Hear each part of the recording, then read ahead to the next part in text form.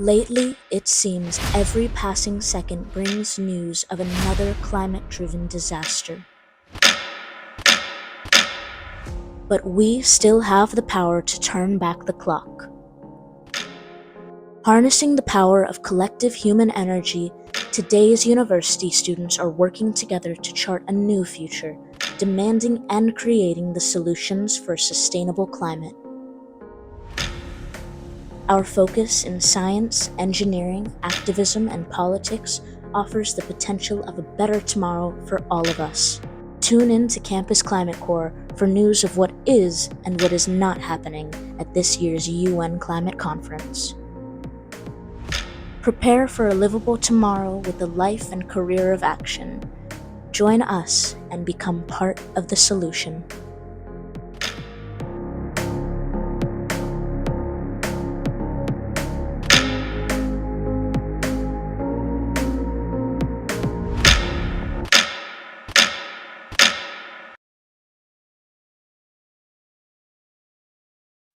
Hello, everyone, and welcome to Campus Climate Corps' Day 12 daily briefing for COP27. We're so glad to have each and every one of you listening to our broadcast today. As always, just reminding you that we have a live Campus Climate Corps volunteer monitoring our chats. So if you ever have any questions, comments, or concerns, please feel free to leave them in the chat, and we'd be happy to answer them and happy to direct them to one of our folks here on the ground in Sharm El Sheikh, Egypt. As always, I'm your host, Rock Aboujaoude Jr., hosting live from Gainesville, Florida. Some big headlines in the news today. President-elect of Brazil, Lula, said that Brazil is back. He attended COP27 today, giving some very startling speeches for many of the folks, especially those back at home in Brazil, where he promised that deforestation of the Amazon rainforest is coming to an end, closing that book completely and permanently on the end of the destruction of our lungs of the world. So I definitely think that that was a pretty big piece of news there. The second big piece of news is that oil companies are pushing back at COP27. As many of you might remember from last year, they were the largest delegation. Oil and gas companies filled out the largest delegation over in Glasgow in Scotland. But this year, they're at COP27, reminding folks that Russia is cutting off oil and gas supplies to the rest of the world, or especially to Europe, and that in order to effect an effective transition, that oil companies like major organizations like OPEC have suggested that they will help fill the gap in those niches, in those areas. Interestingly, though, Saudi Arabia decreased its pledge from 2050 to 2060 in order to get full neutrality or full carbon neutrality. Which definitely was a major step backwards. And then Abu Dhabi, the host of next year's climate conference, COP28, which is also known as the oil capital of the world, was also out there suggesting that they might also backtrack on their climate target emissions closer to 2060, suggesting that maybe Russia's playing a role in that analysis. Anyway, our team on the ground here has some more live interviews. So we're going to turn it over here to Esteban. So Esteban, why don't you give us a little bit of background on some of the interviews you have ready for us today? Oh, yes. So as we usually do in Campus Climate Corps, we have an interview with a university and an American university. We have Colorado State this time, who has presence within a framework that englobes various universities from the States and from other countries. And in this case, also Colorado State brought students to actually have a press conference about a particular conservation project. Today is also Biodiversity Day. So this press conference showcases a project to restore, to bring back the American bison to areas where it has been taken away. At the same time, we also have an interesting interview from the US pavilion. This is related to the 1.7 billion pledge to indigenous communities to protect forests. And the actual panel there had a rocky start, in the sense that the indigenous leaders were emphasizing that while 19% has already been disbursed, only 7% from that 19% of funds has reached their particular indigenous organizations, whereas the rest is going to intermediaries. That's what one side says. Then we also have an interview with someone from US Aid, a senior policy analyst, to bring more detail into that aspect that was brought forth by the indigenous communities. Absolutely. All right, well, in that case, let's go ahead and get started, see what type of content that they have to share today. Good afternoon. We are here with Hindu Ibrahim from Chad at the US Pavilion, who has just been a panelist at the Forest Tenure Pledge of 1.7 billion. How do you do? Thanks for having us. Sure, it's a pleasure. I'm doing well, thank you. You just spoke at the panel, and we apologize for again asking about this, but would you mind telling our audience at Campus Climate Corps and the Water Keepers Associations about what has been going on with this 1.7 billion pledge? What amount of money has been already invested, and how that money has been distributed? Sure. So firstly, the climate change impact, it is a reality in our communities. It is not around the report. It is the real life that people are living every single day. Secondly, it was nice last year when they all come and announced 1.7 billion for indigenous peoples solutions. And at the end of the day, we come here in this COP, we realize that already 19% of this money is already invested. That means more than 300 millions. And then the sad thing is, it is only 7% of this money went to the indigenous peoples, around 17 millions. And our question is, where is the 17 millions went? Because we do not know any indigenous organization who said that they received 1 million or whatever, because it's already like only 1 year. And at the end, the 93% went to the big NGOs, governments, local authorities. So it's not went to the indigenous peoples. They cannot tell us that the indigenous peoples are the solution makers, and they commit the money on our names, and then the money ending up again to the big organizations. So this is not a direct access funding. For us, we work in 10 principles. Through them, we say the direct access funding might be the money that can go directly to our communities, to fund our initiatives, to our own organizations. And if there is need of the intermediary organization, we can choose who are the intermediary organization that we wanted to work with them, but not imposing one. And also, the money cannot tackle one ecosystem. It can tackle all the ecosystem together.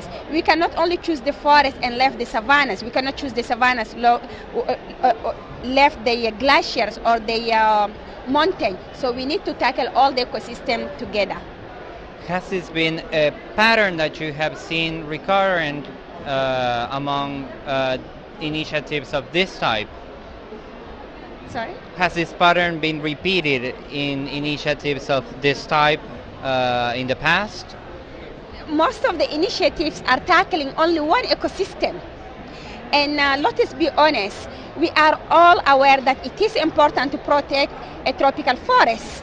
But the most important is end all the commodities around the tropical forest. It is very simple. Don't say that we are going to invest money to protect it if you do not caring about the existing primary forest in the tropical forest, in Amazon, in Congo Basin, in Indonesia, in all the places. If you stop all the deforestations, I think you can protect it more. Then invest on the glaciers protections.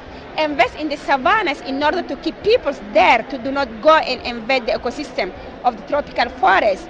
Invest in the oases and people can stay there. They cannot just come to the savannas.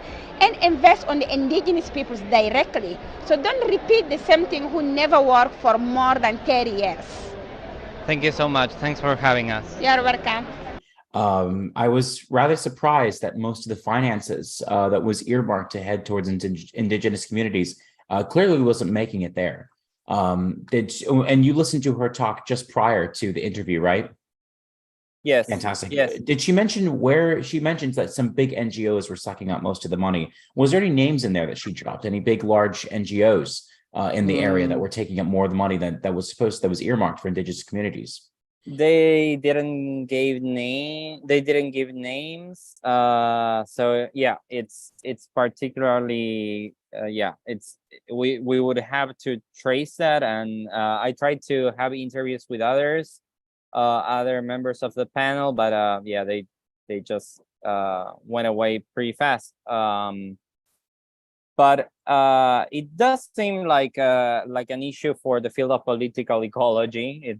It does look like a textbook example from political ecology on how it's very difficult to couple the ways that of allocating funds in some countries to other countries, right?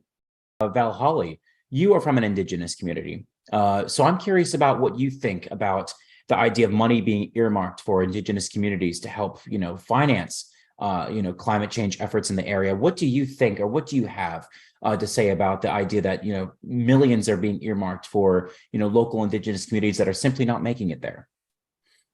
Yeah, it's definitely been a big issue, and I've heard about it at like just about every indigenous talk I've attended here.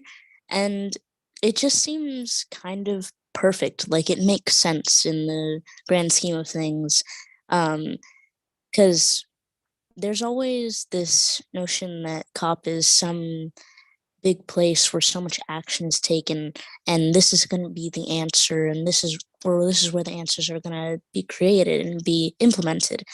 And it's hard to believe that a bunch of governments and fossil fuel companies can get together and they can actually solve the climate crisis. So the fact that we have these amazing pledges coming out that literally $1.7 billion to indigenous communities, and barely any of the money is being directly received by these communities, it just makes sense in my mind.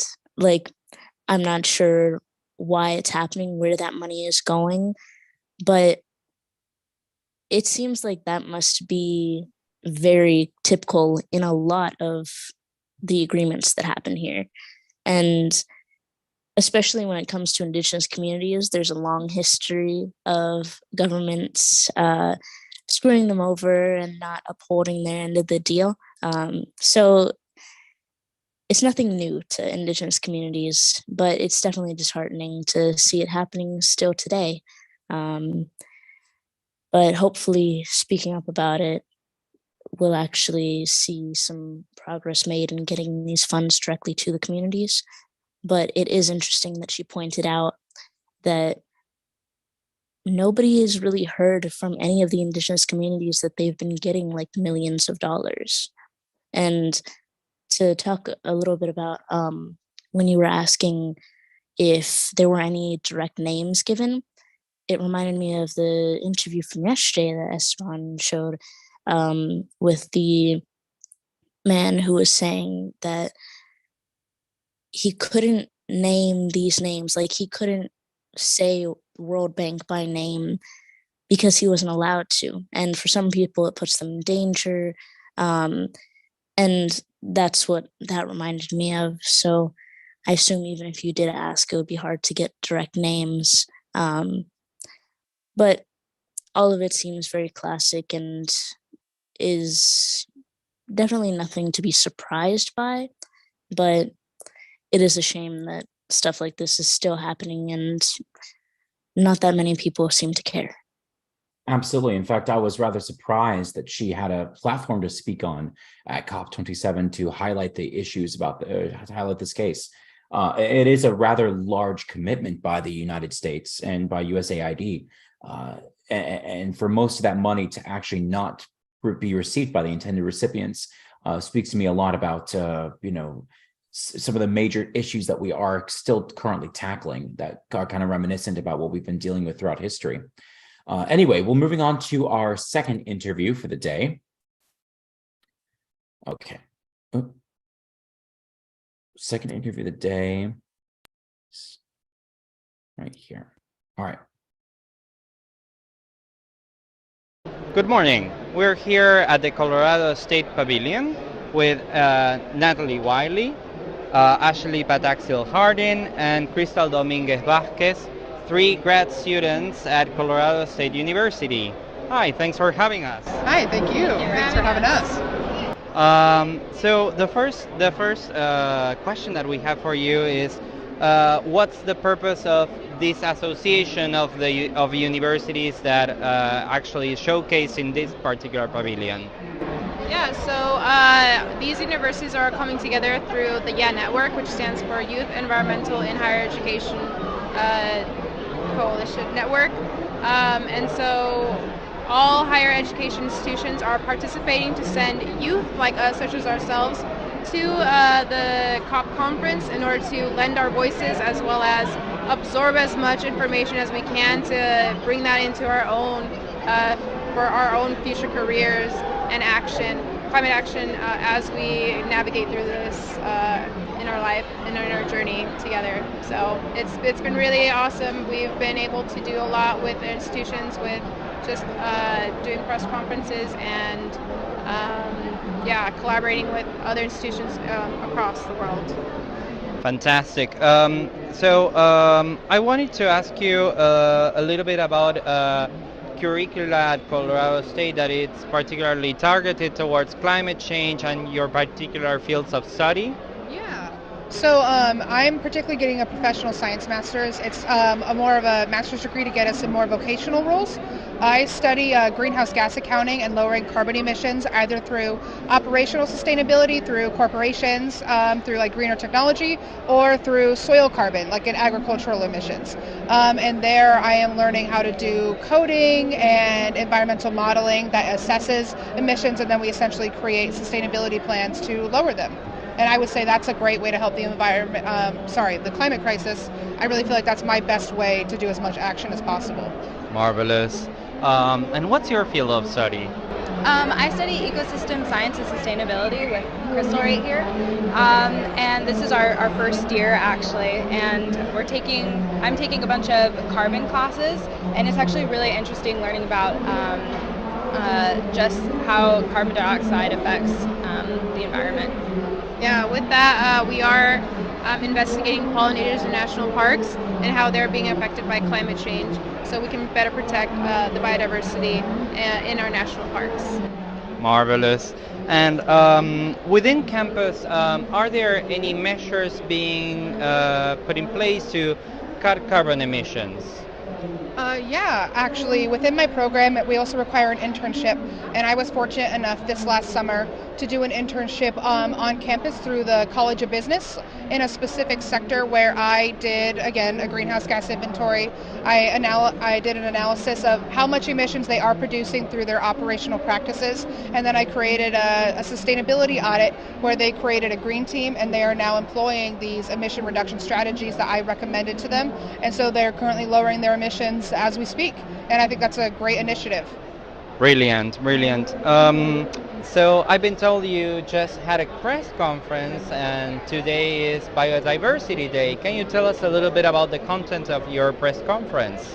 Yeah, so we did a case study on Sustainable Development Goal 15, which stands for Life on Land, and specifically target 15.5, which was to help protect a threatened species by 2020.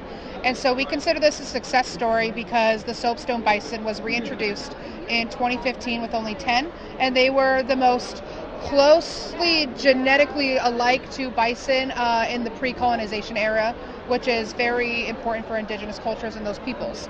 And so as of today, there are 120 bison as well, and so right now they're thriving, and that's why we call it a success story. And I think you could touch a little bit more on that. Yeah, I mean, it was absolutely important cultural, it was super culturally significant to the indigenous tribes that were the most impacted by bison throughout history, and to have their participation in the reintroduction of soapstone bison was absolutely monumental for them, and I think it genuinely just was an amazing collaborative effort that we were able to highlight in this press conference and talk about what was happening there. And I think it's really awesome that so many people came together at the table, talked about it, not just scientists, but in tribal communities as well. Wonderful. Yeah. Is there anything else you would like to add? Yeah, I think a lot of credit for this research should go to Dr. Jennifer Barfield at Colorado State University. She is the geneticist that was able to help diversify their gene pool and like help wash embryos essentially of a bacterial disease that affected bison populations. And there's also a PhD holder, Kate Wilkins, who was a major contributor to this project as well. And I feel like they deserve a lot of the credit for the work that we just had the opportunity to highlight. Wonderful. Thanks for having us. Great. Thank you. You know, it's always inspiring to see other students on the ground over at these events. I mean, I remember when I attended in Morocco and Bonn, Germany, there was almost no students present at those events. More so in Paris, but of course, that was the Paris climate commitments. But of course, you know, now even in Glasgow, there's a significant amount of students attending that event. But I am curious, how many other students is everyone seeing on the ground over there? Or are those, you know, the exception to the rule? Quite a lot, I would say, or at least people that are perhaps just graduated. That's also common. You can see quite an amount of young faces at COP, independently of what happened at POI. It would seem that the trend is changing, fortunately, and I hope we can see that in years to come. Absolutely, absolutely. Well, I think it's that time of the day, Michael, to make me very jealous about what's going on over at COP. So I'm just curious, how many photos were you able to get today, and what kind of interesting content do you have to showcase?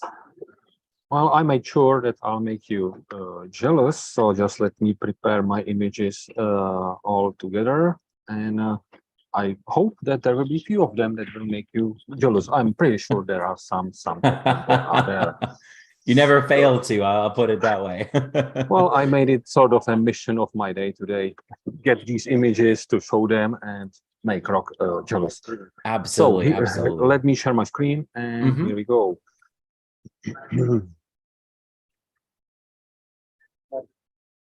That would be the first image of the day. It was a different crowd of protesters who welcomed the participants today.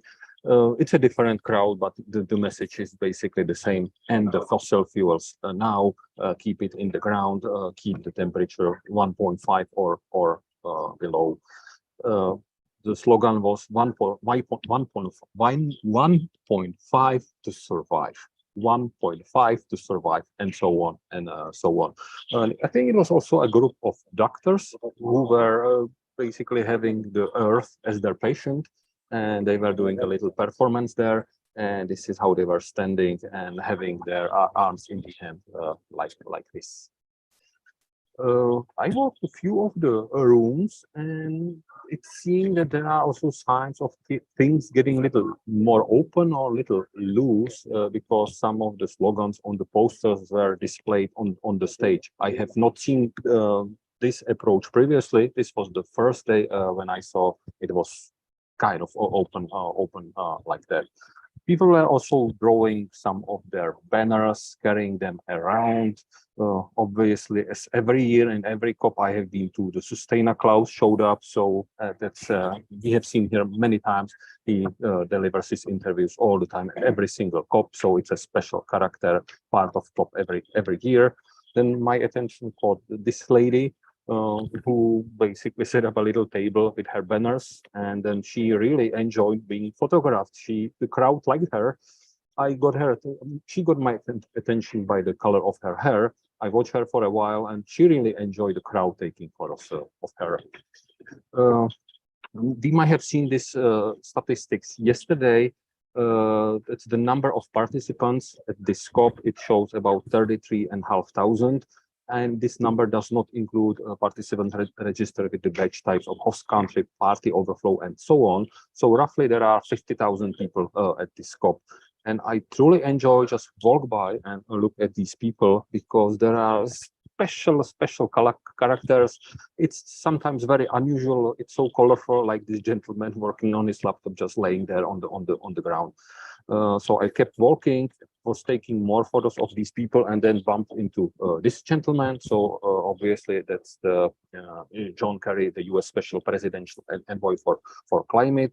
So I followed him, just like the crowd of other people. They were trying to get selfies with him.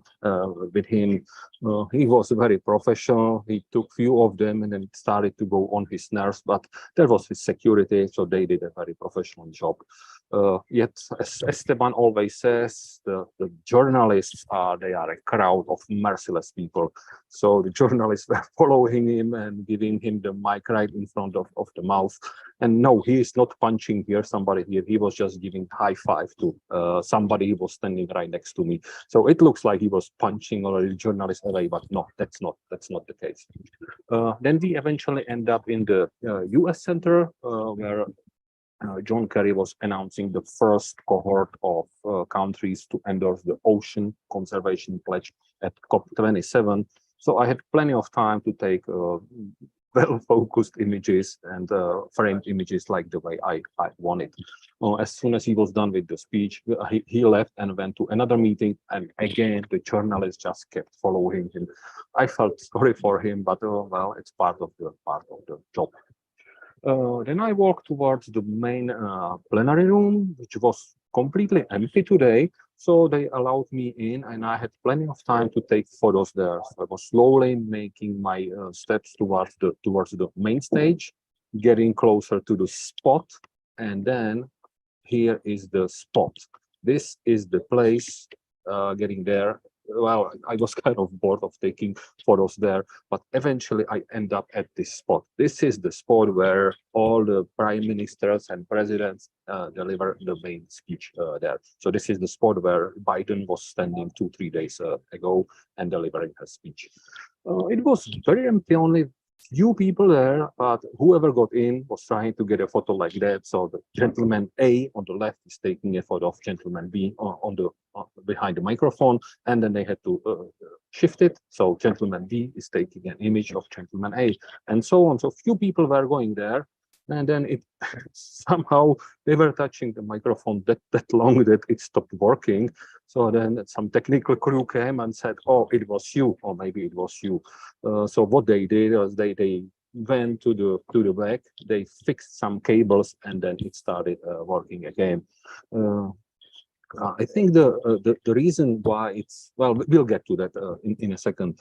I just want to show 3 more photos of the tables where the delegates sit. So I picked 3 countries. The United States, they sit in the very, very back. They don't have a very good view. The Czech Republic is in the 3rd row. Well, me as a Czech, if I was a delegate, I would have much better view. And obviously, the best view gets Argentina because it's alphabetically ordered. Actually, right next to Argentina is Armenia. They have the very best view. So it's an alphabetical order. So being from Argentina, Esteban, one day maybe you end up here and you get the very best view of all the delegates there. This is once again an image of the spot, and why it was empty. The plenary room, some of the sessions got cancelled today because there was a reception, which is unfortunately by an invitation only, so I didn't get a chance to get there. So that's where the heads of the delegations and the high-level segment delegates go to. So it's sort of a garden party. I didn't get a chance to go there. Took few images just in the back to give you a sense how a garden party might look like. Here would be an image how I think the reception might look like. It would be relaxed. There might be some bilateral discussions. This one was between Iraq and Jordan, just in the area prior to going to the reception. And as the day was ending, I end up in this section. I have seen it for the first time. It seemed to be arranged like a Bedouin camp, and people were really relaxed there. They were giving each other massages, drinking tea, drinking coffee, just very relaxed discussions. The sun, there was a beautiful sunset today. So a nice ending of the day. And this is the very last image of today. The people in this pavilion, they had their display there, but they had it rotated by 90 degrees and weren't able to figure out how to rotate it so it shows properly. And I think it might be sort of an image which shows we need to do something about climate change. Maybe we just need to change the perspective. In this image, they change it incorrectly, but maybe there is a hope in changing our view on the issue of climate change. And with being that said, I'm turning back to you. Thanks, Michael. At the very least, you didn't turn any photos, so I had to turn my head this way. I was thinking about it, but then decided to play. Yeah, we don't want any of our viewers trying to adapt their faces that way. But thank you, Michael, as always. Excellent photography. Definitely got the objective done. Made me jealous. We have an interesting question in the chat. Is anyone getting arrested? Have any of you seen any actual protests that got violent, or anyone that is actually being held back in any sort of capacity here? I remember last year at COP27, COP26, there was quite a few arrests, and even Michael got a little bit of a ticket about getting searched. But I don't think anything's happening over at COP27. Esteban, Valholly, have either of you seen anyone getting pushed around, or any kind of, anything resembling violence? I haven't seen any arrests here, but also we haven't seen that many protests to start with. Yeah, absolutely. Okay, that's well, just let me also step in here. I'm sitting in the media or the press center, and we are sitting right next to the room where the Brazilian president was doing his announcement maybe an hour ago. And it's I was already working on the photos and videos, and it's just right here 10 meters from me. We are on the first floor so we can see it easily, but there was being some noise because people were gathering, and it seemed that there might be something going on. So all the journalists ran there right to the balcony to see what was happening, and then it calmed down or very quickly. And then all we could hear was just some little protest during the speech, but there was also a lot of clapping after all as well. Interesting. Okay. Wow. Really does go to show how close everyone is to the center of the action here. Thanks, Michael. Next, we have Jeffrey Dismukes. I believe this is the first time that we have you here on the program. I am curious about your personal thoughts regarding COP27. You did not attend week 1, but you are now attending week 2. So be curious to hear how somebody who is just now experiencing COP for the first time has any sort of, immediate first thoughts regarding the conference. So Jeff, welcome so much to the program. We're glad to have you here. Thanks so much, Rock. Yeah, like you say, this is, I've just joined the group this week, and for the second week, and this is also my first attendance at COP. And so I did want to just share some of my first impressions, and I have a few photos here. If I can share my screen, okay, so, there we go. This was the original photo that I was talking about, the maps that were just, not very useful, and in fact, very confusing. And so, and like I was saying, it's a huge event and covers a lot of space, and all the buildings have beautiful murals on the outside.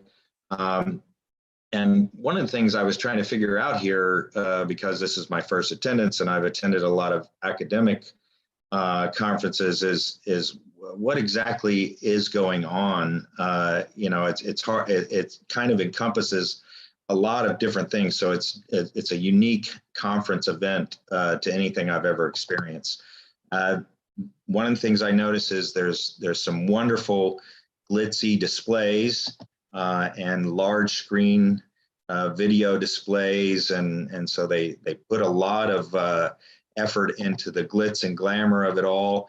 The next thing you notice is these banks of air conditioning that stretch as far as the eye can see. And I found that a little unfortunate, because actually the weather here has just been fantastic. We've had weather highs in the mid 70s, and so you're really comfortable outside, and you walk into these buildings and they're freezing cold. So we're spending a lot of energy budget on the event. And then like I said, I thought it was going to be a science conference, but there's really very little of that. There's a few scientific poster displays, and then this is in front of the plenary sessions that there really wasn't a whole lot of attendance at the plenary sessions when I was there too. So then I started walking around a lot of the country pavilions, and each country is giving examples of how their country is contributing to new technologies, new industrial applications to combat the climate crisis. And they're having all these sessions going on also with very little attendance. And that kind of seemed like a trade show to me. So it's kind of a scientific conference trade show. But there wasn't a whole lot of people there. And I'm wondering, well, where is the action at this conference? There wasn't a whole lot of people at the plenary sessions. There wasn't a whole lot of people viewing posters. And then I walked outside into the food court and realized, that's where everybody is. And there I overheard a lot of discussions, nothing about climate, but a lot of people talking about how bad the food was compared to Madrid or compared to Glasgow.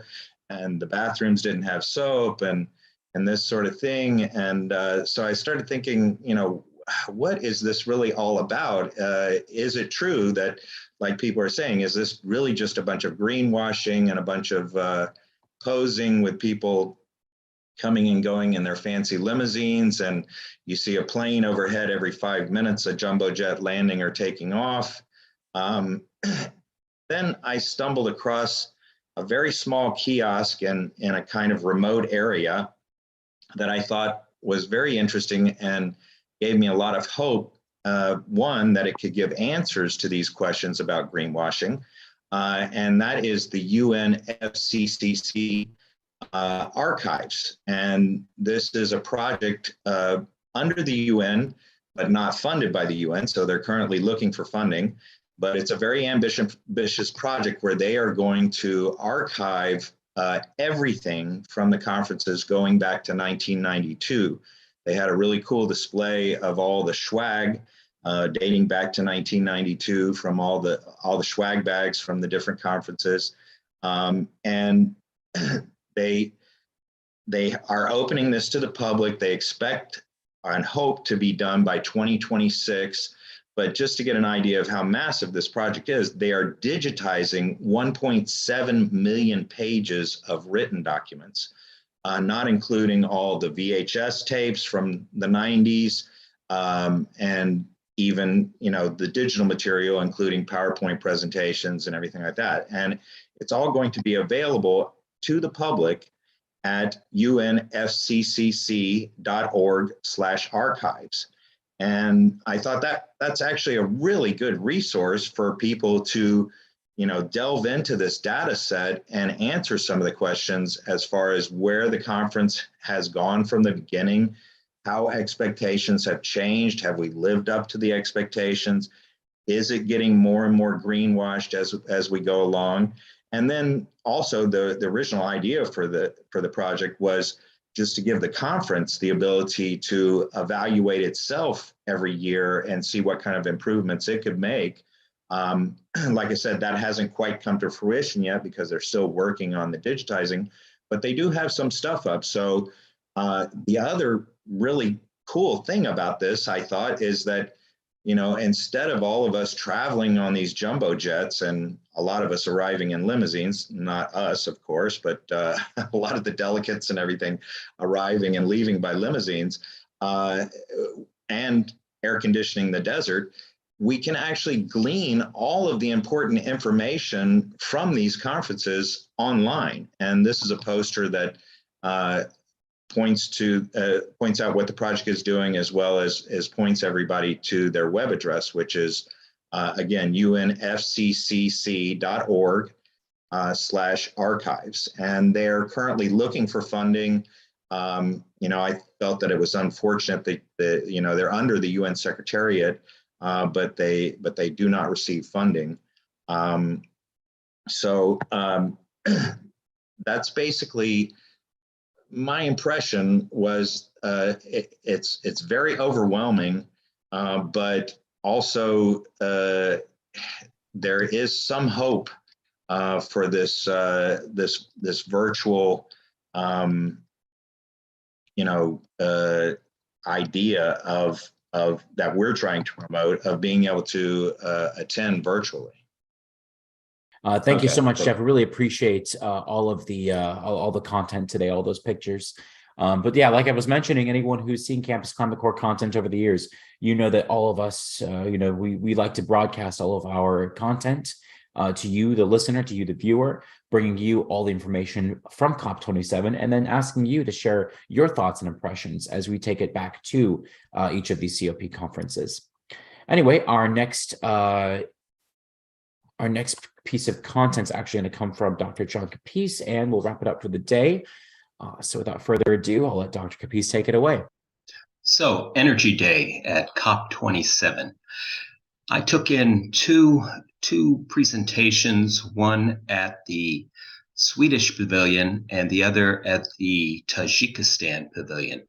But before I talk about that, I wanted to go over the map that I presented earlier at the beginning of COP that showed the participating nations, or at least the nations that had pavilions at COP27. Now, what I'm showing here in green are the nations that have their own dedicated national pavilion, and there are 63 of those. And then the nations shown in yellow are participating through regional pavilions, and perhaps the most notable of those is the Nordic pavilion. That's always a very active area with a lot of good information. That's primarily Norway, but it includes the other Scandinavian nations as well. Then Africa is covered by a couple of regional pavilions, so they're included. But you can still see that even with the updated information, we're up to a total of 147 pavilions. And then there are some small booths that are free to small organizations, and there are about 30, 35 of those, and you get those for a week. So there's about 70 participants there. So between the 147 pavilions and the 70 booths, we've got about 217 overall exhibitors this year. That's quite a few. But you can see who's not here. You've got the Russia, sort of Central Asia region down through Iran, Iraq, and Syria. And then you've got Mexico down through much of Central America, and then large part of South America absent, and then a few nations over here in Southeast Asia absent. But pretty good turnout, good representation from most of the nations. As far as the number of people attending this COP, it's a big one. Total of 33,500, and that's split between the official national delegations of the parties, in other words, the Conference of Parties, the actual signatories to the agreement, over 16,000 of their representatives. And that's balanced by primarily the observer organizations, almost 12,000 of them, and then about 3,300 press people. So quite a few media folks here at this conference. Now, the presentation at the Tajik Pavilion was interesting. It was about climate change and its impact upon migration. And particularly, they were focusing on Central Asia migration and some of the issues in Tajikistan. Tajikistan is interesting in that it's a nation that receives a disproportionate amount of its income. Its GDP is derived from its young men outside the country working in other nations and sending money home. For a couple of years there, they were the country that had the largest proportion of their GDP from remittances overseas. So small audience, just a few people in attendance, mostly people associated with the Tajik Pavilion and a few others of us. So it was rather easy for me to have conversations with the people because they were all wondering what the heck I was doing there, since very few other people were participating.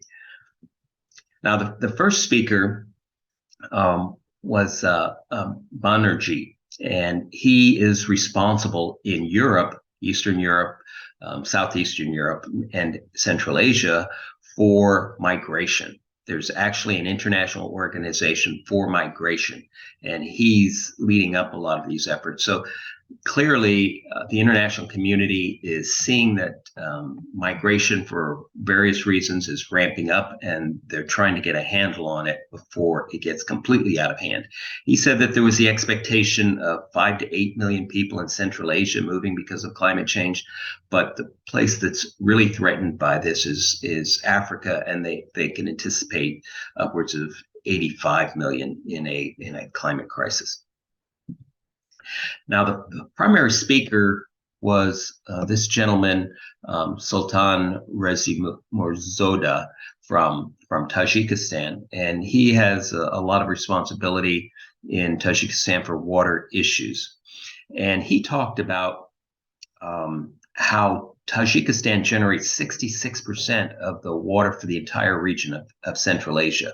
So it has a lot of mountains, a lot of glaciers, and a lot of glacial melt.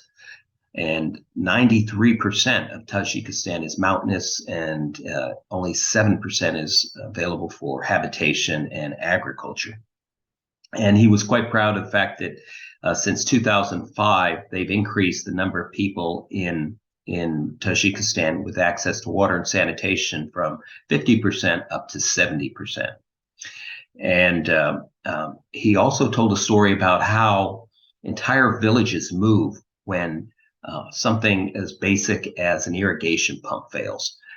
They have no resources to fix it themselves, and they hardly even harass the government into doing it. But eventually the government figures out that there's a problem there, and they repaired the pump, and the entire village a year later moved back.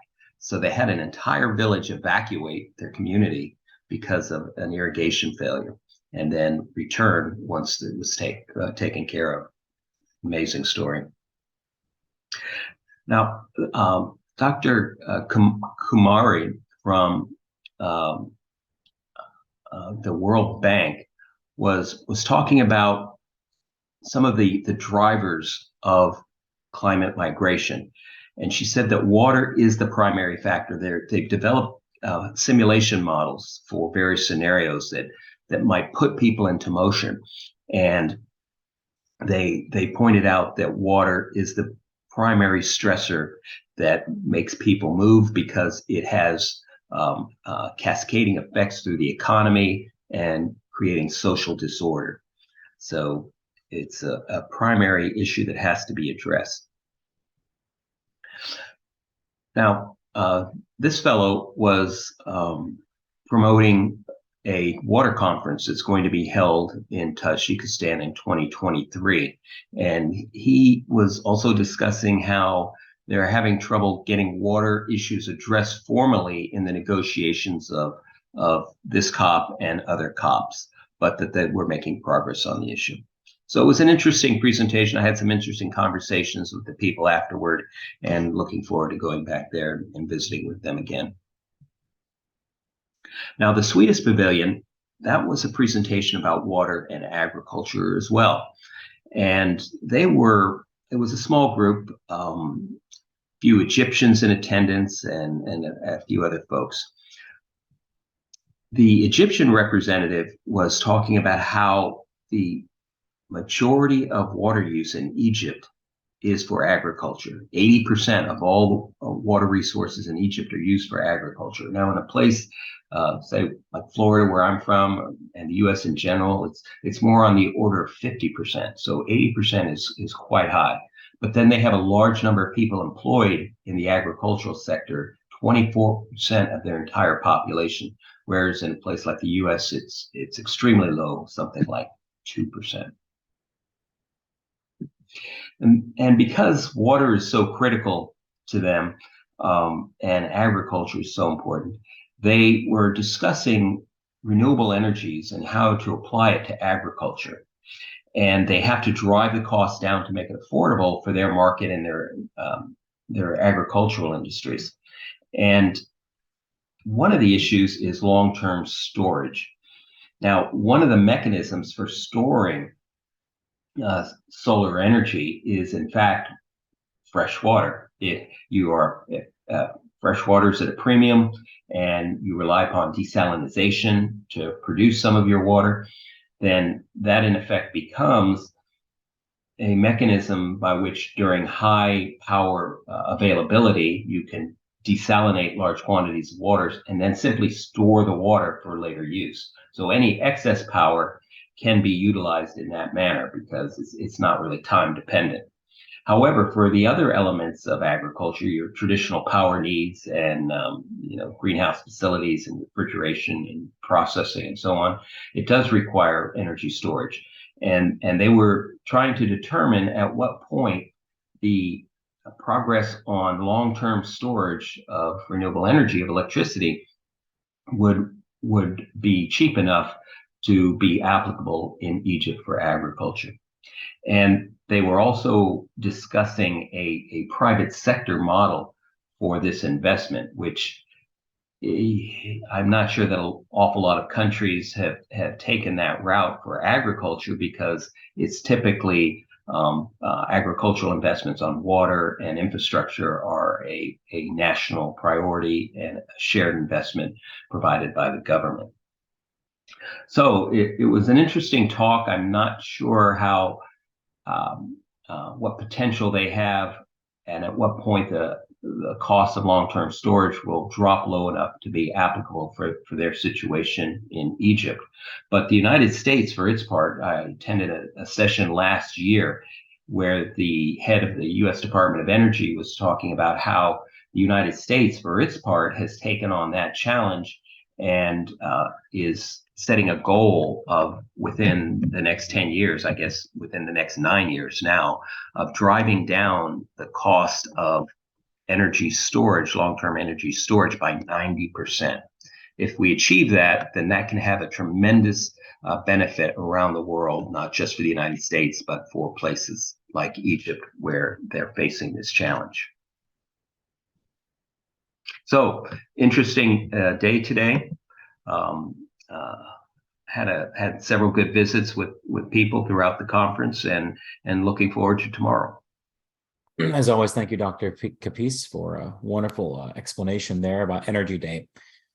Anyway, we're now finally at the end of our hour. Thank you so much for everyone for tuning into today's broadcast. As always, it's going to be a tomorrow, at least until next Friday. So please stay tuned as we cover the remaining days of COP. And until then, we're signing off from Gainesville, Florida and Sharm El Sheikh, Egypt. We'll see you on the next one.